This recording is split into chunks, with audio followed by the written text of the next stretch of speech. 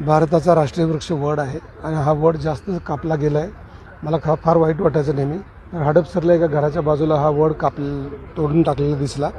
आम्ही त्यांना परवानगी घेतली आणि त्यांनी एवढंच सांगितलं होतं की आमचं कुठं नाव सांगू नका, आम्हाला कायदेशीर तोंड द्यायला लावू नका. आम्ही म्हटलं आम्हाला झाड जगवण्यात इंटरेस्ट आहे.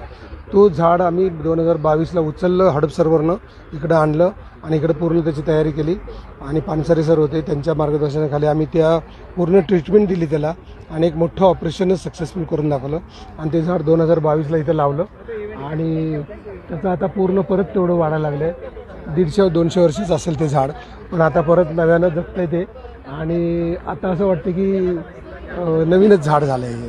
तर याच्यावरती पूर्ण परत वडाच्या झाडावरती किमान 500 प्रकारच्या प्रजाती जगत असतात. किडा, मुंगी, प्राणी सगळं घरटी सगळं लक्षात घेतलं ना. तर असं हे झाड इकडं वाढवलं आहे. त्याचा आज 4था वाढदिवस आहे. अतिशय आनंदाची गोष्ट आहे. असंच काही लोकांनी तुमचं जे अनुकरण नाही करावं यासाठी तुम्ही जनतेला काय सांगा? मला असं वाटतं की जगात श्रीमंत म्हणजे काय, तर त्यांनी नीट ऑक्सिजन घेतला की तो श्रीमंत. तुम्ही कितीही श्रीमंत असला तरी 500 वर्ष जगत नाही. तुम्ही कितीही श्रीमंत असला, कितीही तुमची क्वालिटी लाईफ असली, शेवटी तुम्हाला चांगला ऑक्सिजनच लागतो ना.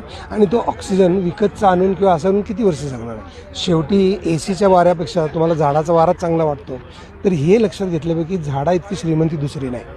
तर तुमचं श्रीमंती काय आहे, तर तुमच्याजवळ किती झाडं आहेत, तुमच्या बँकेत किती झाडं आहेत, कुठल्या देशात किती जास्त वन विभाग आहे, चांगलं झाडं आहे, तो खरा देश श्रीमंत मानला जातो.